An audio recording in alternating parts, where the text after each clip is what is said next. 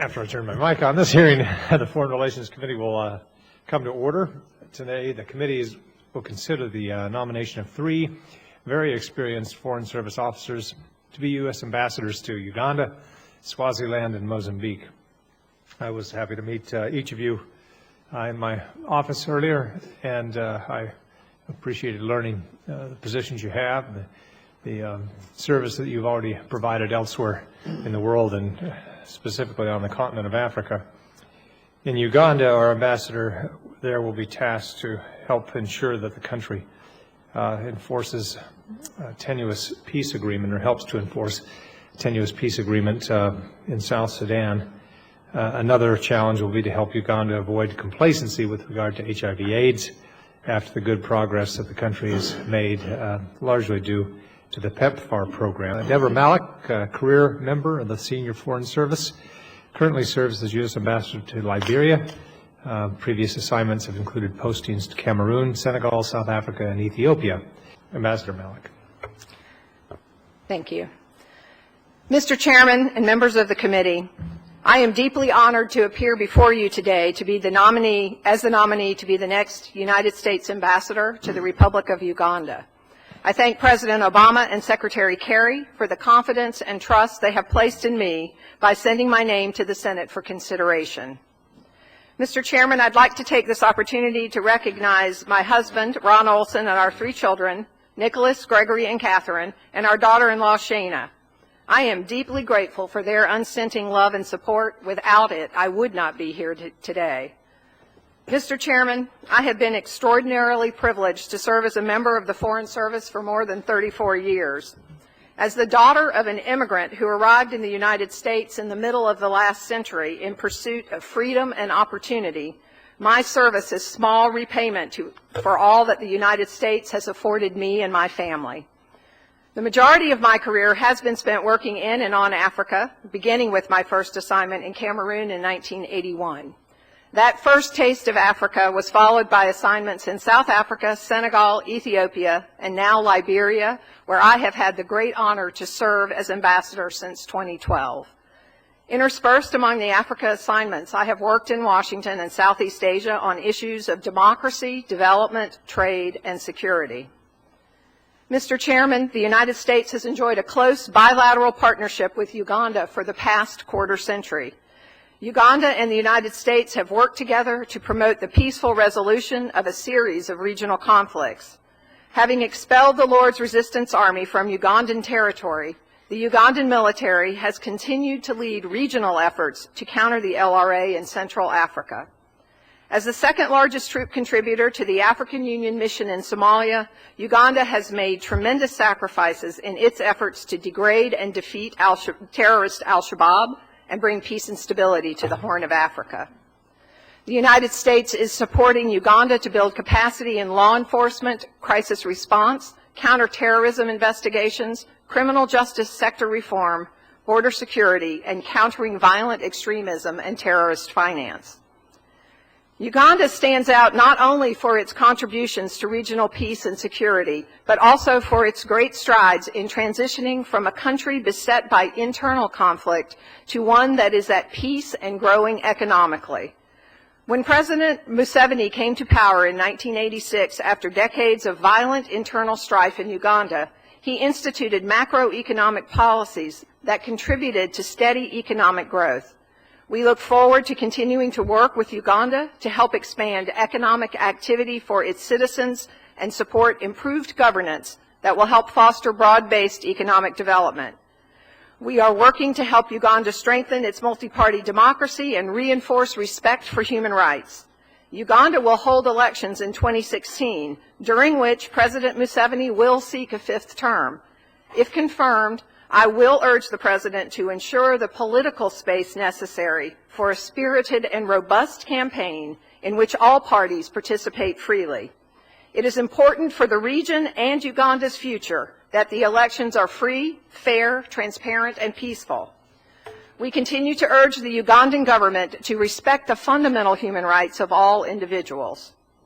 On the development front, we continue to invest in Uganda with a robust set of programs. USAID has provided over $430 million over the past 6 years in development assistance to help Uganda's people, efforts that support vital activities including education and economic growth, as well as reintegration and rehabilitation support for those affected by past conflicts in Uganda, including many former LRA abductees.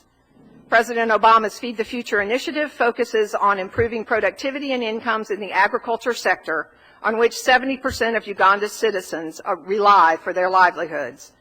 In the health sector, the HIV/AIDS prevalence rate has fallen from a high of 13.4% in 1992 to around 7%, where it has stagnated for the past decade. Malaria still causes an estimated 70,000 to 100,000 deaths per year, and progress in improving maternal and child health is slow.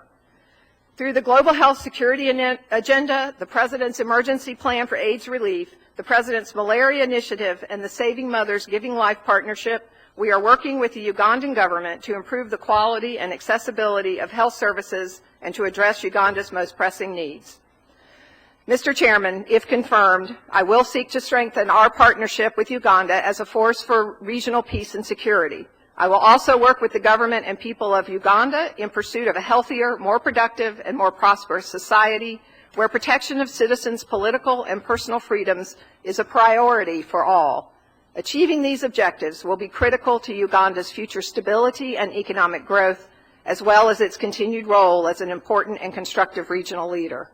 Finally, Mr. Chairman, or more precisely, first, if confirmed, the protection of U.S. citizens and U.S. business interests in Uganda will be the foremost concern for my team and me. Mr. Chairman, members of the committee, thank you for the opportunity to appear before you today. If confirmed, I look forward to working with you to represent and promote the interests of the American people in Uganda. I welcome any questions the committee may have. Thank you. Ms. Malac, with regard to Uganda, there has been, as we talked about before, an uptick in AIDS, or the HIV/AIDS. What is the government doing to help stem that? I'm talking about the Ugandan government, and then how can we play a positive role there? Thank you, Senator. Yes, we are a bit concerned that the decline in HIV/AIDS rates has stagnated over the last several years. We continue to work through the PEPFAR program with the government of Uganda, with the Ministry of Health, which understands the concerns, but looking for other opportunities to improve prevention efforts. They have been quite successful in terms of preventing mother-to-child transmission, but clearly with numbers continuing to show increases in some parts of the population, there is more that needs to be done. We believe that it's possible to stop that from continuing to go up and push it back in the other direction. So PEPFAR is still very heavily engaged in a number of areas in the prevention arena. Well, thank you. Uganda has played a positive role in the region in terms of contributing troops and helping broker peace deals and enforce, hopefully, ceasefire in South Sudan. Do you see it as an important role, your role as ambassador, if you're confirmed to forward that relationship? What can we do to make sure that that kind of positive cooperation continues? Clearly, the relationship that we have had with Uganda over the last several years in the security arena is a very important one for our interests and the interests of the countries in East Africa and the Horn. If confirmed as ambassador, I will continue through the many different avenues that the U.S. has used to date to ensure that our interests and Uganda's converge as regards the security sector. We believe that Uganda has potential to continue to play a leadership role in the security sector and bringing some help to address the conflicts that surround that country. So I am quite confident that we will be able to continue that relationship. The Ugandans have said that they are committed to participate in all of the activities, but clearly we will need going forward to ensure that that conversation remains robust and that we are able to identify opportunities that they are in a position to address. Well, thank you, and thank you for your willingness to take on this assignment after that nice leisurely post you had in Liberia for the past couple of years. Well, thanks for the work that you did there as well. Thank you, Mr. Chairman, very much. Ambassador Malac, last April, Human Rights Watch said that the new bill to regulate non-governmental groups would severely curb Ugandans' basic rights and would subject NGOs to such extensive governmental control and interference that it could negate the very essence of freedom of association and expression. Alarmingly, one of its clauses would prohibit activity, quote, contrary to the dignity of the people of Uganda. Such a broad definition leaves the conclusion that they want to just be able to act arbitrarily. So what is the State Department's view of the Uganda's new NGO bill that they're looking at, and what would you do as ambassador to help protect civil society groups? Thank you, Senator. Regulation of NGOs is a topic of much interest and discussion among many countries in East Africa. And so we are understandably, having seen how it works elsewhere, concerned by the proposed legislation in Uganda. The good news on this issue, however, is that the Ugandan government has continued to appear open to dialogue and discussion and to entertain suggestions for revisions to the language of the legislation that are put forward by civil society organizations, non-governmental organizations, and international partners. If confirmed, I will continue to lead that kind of an effort to have a dialogue and discussion and try to moderate where we can aspects of the legislation, understanding that the government does have, the government of Uganda does need to have a good understanding of what activities are ongoing inside its borders. Thank you. The Somali-based extremist group Al-Shabaab claimed responsibility for the 2010 bombings in the Ugandan capital, and reports say that it has successfully recruited members in Uganda. Also, Al-Shabaab militants based in Kenya have threatened Uganda with further attacks in retaliation for its involvement in the African Union mission in Somalia. We work closely with Uganda with assistance focused on improving border control and airport security, travel document control, forensics, and critical questions on Somali. Could you talk a little bit about that and how you see that situation unfolding? Certainly, Senator, thank you. Uganda has faced a lot of challenges and is certainly under threat for the leading role that it has played in AMISOM since its inception in 2005. They have, as a result, been a direct target of terrorist attacks, and it is clear to us that there is much more work that we all need to do to strengthen their ability to insulate themselves to the extent that it's possible with terrorist groups from these kinds of activities. We have seen Al-Shabaab and what it is capable of doing, not just within Somalia, but outside. And it is an ongoing effort in cooperation with the government of Uganda to work together to try to build their capacity to do that in a variety of ways, as you've outlined. If confirmed, I would continue those programs and that cooperation in any way possible. First, if I might, to Ambassador Malac, I just cannot thank you enough for your service in Liberia. In my 3 visits to Liberia, I was struck by the capabilities of the country, the challenges it faced, and in the most recent visit I had the opportunity to see your leadership in the midst of the Ebola crisis, and it was nothing short of spectacular. You were just the sort of foreign service leader we hope for in this country under extremely demanding circumstances. Highly motivated, capable, still retaining a sense of humor in the midst of one of the most difficult environments I've ever seen, and with a loyal and dedicated team. So I just want to start by, in front of your family, thanking you for what I know was a very long and difficult period and for your exceptional leadership in it. I mean to take nothing away from our other nominees, but I've had the opportunity to see you lead under extremely demanding circumstances. and you go from Monrovia to Kampala. When I first came into Kampala, I think it was in 1987, Museveni's troops had just taken control and he had just become president. And he is still president today. And so my first question would simply be, given what we've already heard in terms of concerns about the civil society, the NGO law, and really grinding pressure on civil society, and given recent decisions about pursuing another term, how do you strike an appropriate balance between advocating for democracy, an open civil society and transparency, while retaining a positive relationship with a key regional security ally? Thank you for those kind words, Senator, and for the question. Yes, moving from one difficult situation to another. Excuse me. The issue, creating democracy, creating multi-party democracy that functions in a appropriate manner is a process, as you know. It is not something that happens overnight. A few elections ago, there was not anything that even resembled multi-party democracy in Uganda. And now, in the election that we are headed towards in early next year, there is a greater semblance of that process. But it's messy, and it certainly is not as far and as well entrenched in Uganda as any of us would like to see it.